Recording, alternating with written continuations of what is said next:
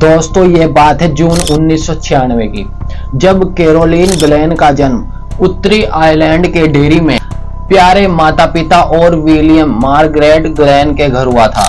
इसकी मां 5 बार गर्भपात के बाद इसको पैदा किया था।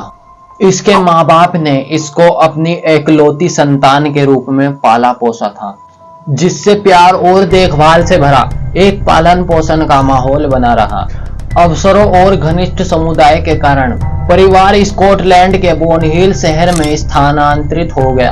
अपने समुद्री परिदृश्यों बोनहिल कैरोलीन ग्लेन का स्वागत करने वाले निवासियों के लिए जाना गया। एक उज्जवल और हंसमुख युवा के रूप में लेडी और सेंट पैट्रिक स्कूल में एडमिशन करवाया। विशेष रूप से अपनी मित्रतापूर्ण परिश्रम और उत्साह के लिए जानी जाती है।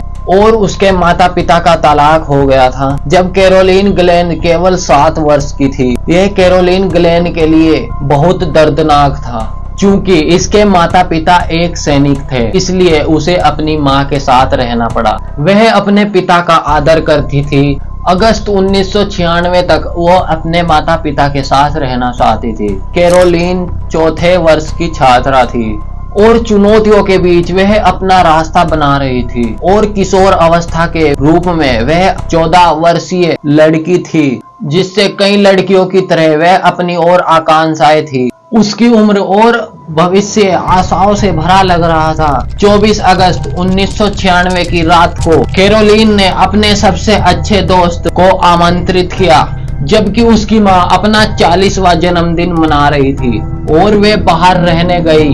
जब कैरोलीन ने कहा कि वह अपने प्रेमी रॉबर्ट ओ ब्राउन से मिलने का इरादा कर रही थी, मुलाकात से बचने के लिए अपनी सबसे अच्छी दोस्त की चेतावनी के बावजूद वह पुल पर गई और जवान कैरोलीन के घर वापस चली गई।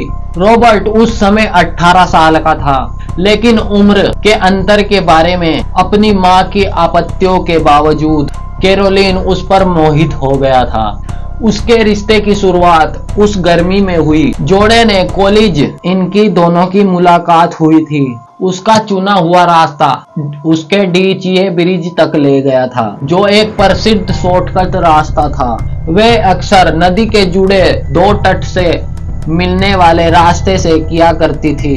दुख की बात यह है कि कैरोलीन कभी भी अपने इरादे तक पहुंच नहीं पाई थी, लेकिन अधिक एकांत मार्ग पर तेजी से आगे बढ़ रही थी। अगले दिन उसके आभिंक रूप से कपड़े बदल रहे थे। उसके शरीर को एक नेवाल नदी में बोनहिल के पास पाया गया था। जैसी जांचकर्ताओं ने सूर्य नदी के किनारे तक बढ़ कर देखा तो उनको एक लाश मिली। वहां पर एक भयानक दृश्य का छादरे बन गया था।